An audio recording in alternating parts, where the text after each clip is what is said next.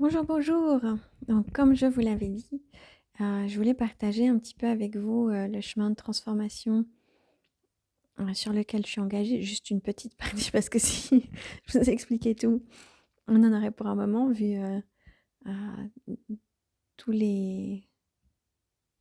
vu l'ampleur de ma vocation, on va dire, et ma participation dans l'équipe de guérison de la Divine University, d'un approfondissement de ma formation aussi dans la Divine University, d'un autre biais.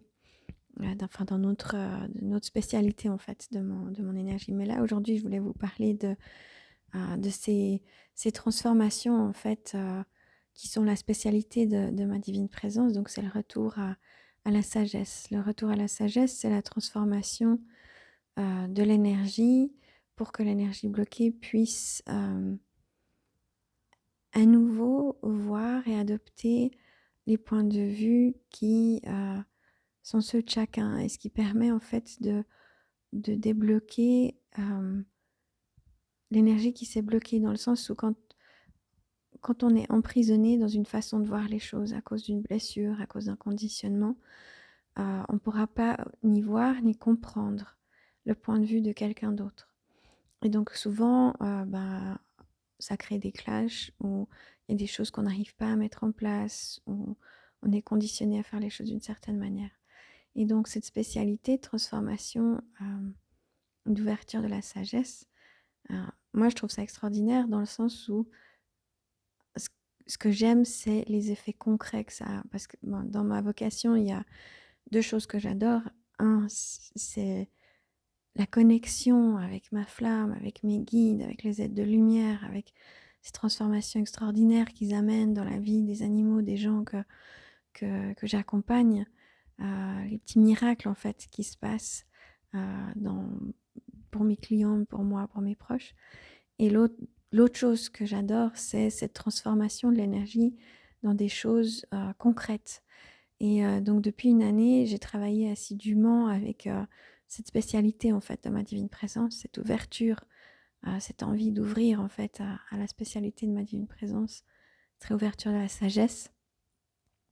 Et donc on travaille sur différentes dimensions, et j'ai pas mal travaillé sur la lignée génétique féminine, génétique masculine, simplement pour être libre de briller ma lumière sans être dans les conditionnements de mes ancêtres. C'est assez intéressant parce que d'une idée pour moi qui était simplement de laisser plus de flux de ma divine présence s'ancrer en moi, j'en suis venue à me rendre compte de hier que j'avais par rapport à la famille, par rapport au sens des responsabilités, par rapport à la notion de la liberté, et à quel point en fait j'étais emprisonnée sans m'en rendre compte, euh, par rapport aux finances, par rapport à la réceptivité et à l'ouverture à l'amour. Et je trouve ça juste extraordinaire parce que même pour moi qui suis dans toutes ces énergies depuis une vingtaine d'années, qui travaille vraiment assidûment depuis 15 ans sur mon énergie, le fait de travailler avec cette spécialité-là de ma divine présence, ça a ouvert des choses toutes simples, mais importantes pour l'ancrage de ma lumière et pour que je puisse ensuite suivre la guidance des êtres de lumière pour mettre en place des choses euh, qui sont pour l'épanouissement de ma vie, mais de ma famille, de ma communauté. Et avant, la guidance était probablement là aussi, mais c'était impossible de la mettre en œuvre ou de complètement écouter à cause de ce qui était porté génétiquement. Et ce que je trouve vraiment joli, c'est que en faisant ça, j'appelle toujours les 7 générations au-dessus de moi, côté féminin ou masculin, et en dessous de moi, pour offrir ça à mes enfants, mais aussi aux générations futures, si ils ont des enfants un jour. Et dans la lignée féminine, c'est très joli parce que ça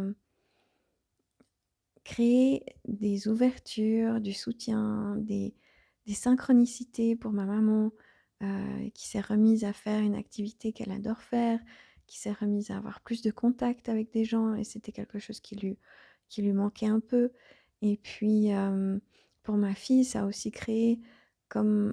comme créé j'allais dire un clash, c'est pas un clash, c'est un réajustement dans la lignée féminine. Donc ça fait remonter des karmas, et puis en même temps, un arrêt dans le côté, de devoir faire, de porter pour les autres. Et bon, la pauvre, elle s'est retrouvée avec une blessure, mais qui fait que tout d'un coup, ben, elle est à l'écoute de ce qui se passe en elle, ce qui fait qu'elle a pu exprimer des choses qu'elle n'aurait pas pu exprimer autrement.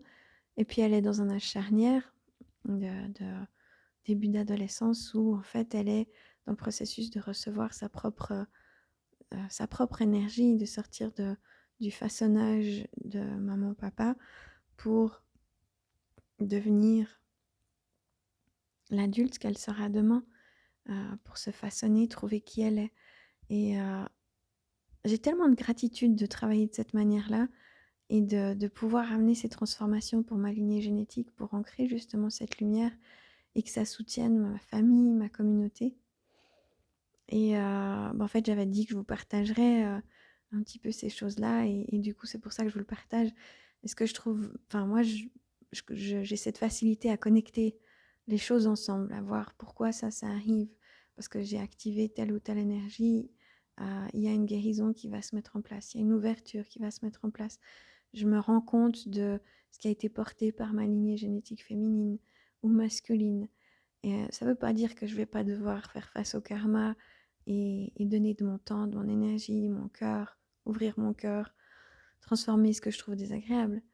Mais pour moi, c'est super intéressant. J'adore cette connexion à l'énergie, j'adore ces transformations. Et moi, je voulais juste vous le partager parce qu'en fait, je vous partage souvent des méditations. Et c'est une toute autre fréquence de partager, d'expliquer, de dire ce qui se passe pour soi, que de partager les fréquences des aides de lumière pour la transformation. Et je voulais juste vous partager aussi pourquoi je fais ça, pourquoi je suis au service, parce que j'ai vraiment cette vision d'une transformation collective.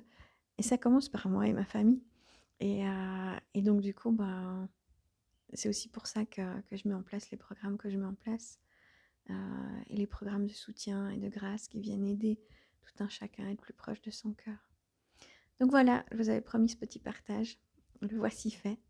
Je vous souhaite de pouvoir être soutenu et de savoir vous tourner vers vos guides, vers votre cœur, surtout quand les énergies sont en train de monter. Et ils nous invitent tous, en fait, je pense, à revenir à cette transformation, à cette connexion avec le cœur, à être dans des dimensions lumineuses et positives. Je vous remercie et puis je vous souhaite une magnifique suite de soirée, de journée. Je vous dis à bientôt.